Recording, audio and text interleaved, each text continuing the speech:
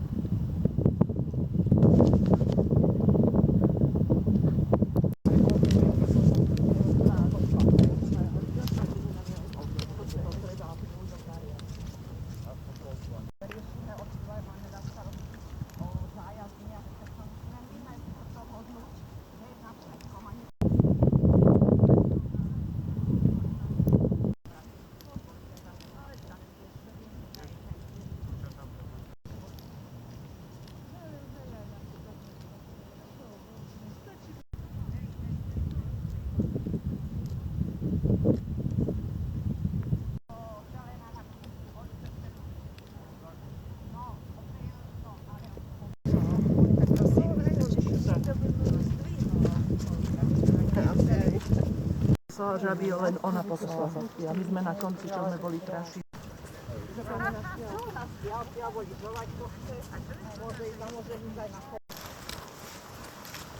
Kde sme tu? Tu sme už mali, teda už ho zapomínila.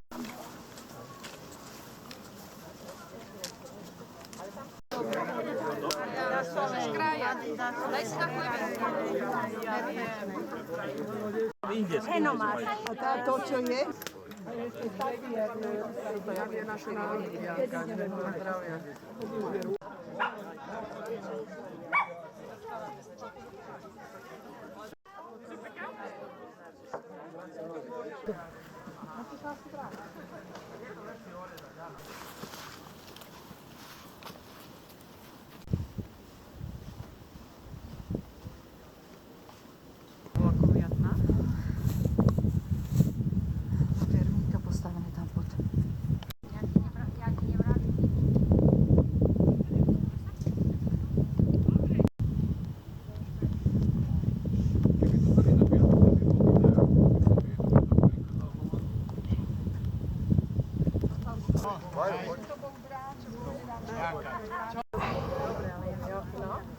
Sleduj, Kubinskú horu som si odfotila, nemám tieň. No veď ale vôbec, nemám rada, ani môj tieň nemá rada. Keď máme tieň, je dobré.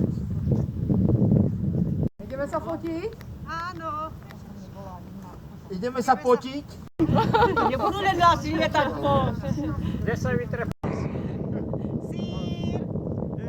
Hej, ideme tou zjazdovkou hore. Nie, nie. Nie, z Trusalovej, ale musíš ísť tou zjazdovkou. 09. Hore z druhej strany, ale... Treba za čo horiť? Tak tiež len taký akože pásik a to tam daj podľa nás. Ale akože kilometr je to dosť veľmi.